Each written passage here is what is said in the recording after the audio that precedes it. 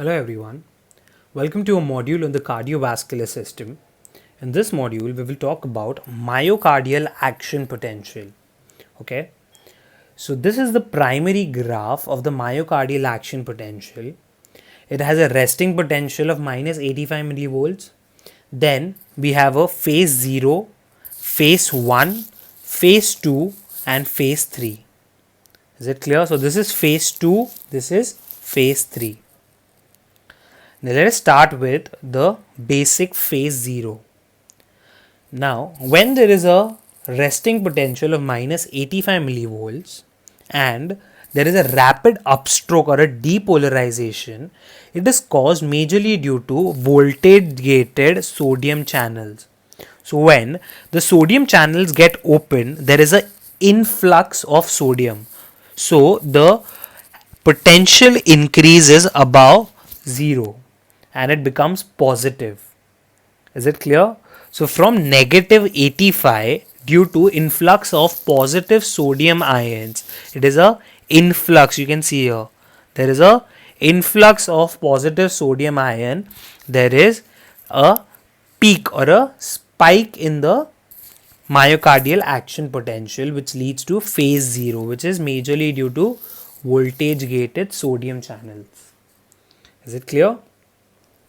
Now phase 1, after the potential has crossed the minimum or the threshold frequency or the threshold potential, there is phase 1 in which there is opening of voltage gated potassium channels.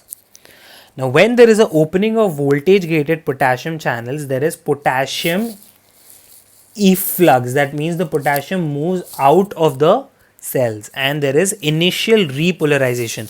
Since this is called as depolarization and this downward descent is called as repolarization.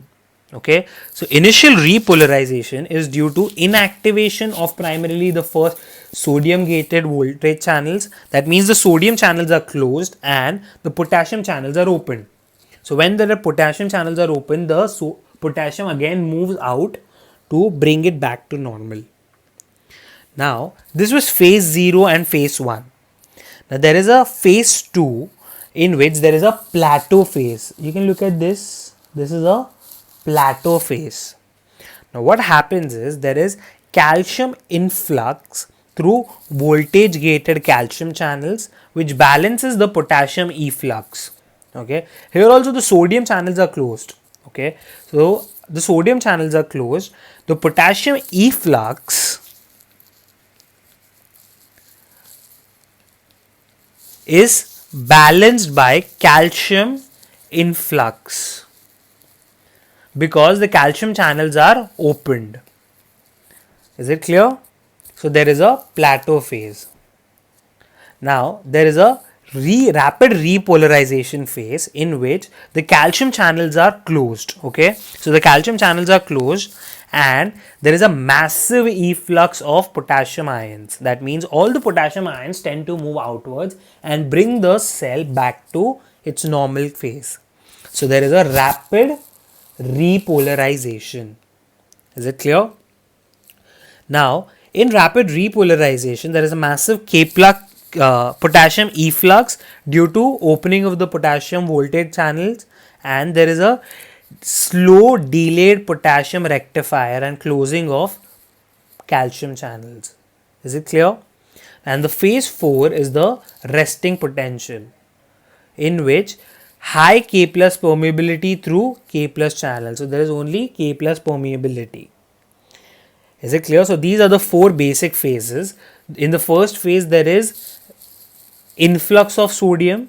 In the phase 1, phase 0 there is influx of sodium.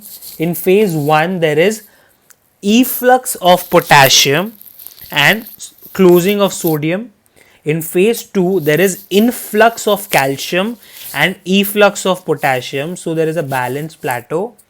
And in the rapid repolarization phase there is massive K plus efflux, that is the potassium efflux, and all the other channels are closed. Is it clear? Now this is a very different action potential as compared to skeletal muscle action potential. So what are the difference between skeletal muscle action potential and cardiac muscle action potential. The first difference is in cardiac muscle action potential, there is a plateau phase due to calcium influx and potassium efflux. So there is a presence of plateau phase. Now the second difference is cardiac muscle contraction requires calcium channel influx from the extracellular fluid to induce calcium release from the sarcoplasmic reticulum. I've already told you that calcium itself induces the release of calcium from sarcoplasmic reticulum, which is called as calcium induced calcium release. So this calcium from the ECF is brought in a cardiac muscle and not in the skeletal muscle. And the third and the most important difference is that the cardiac myocytes are electrically coupled to each other by gap junctions. Now, what does this mean?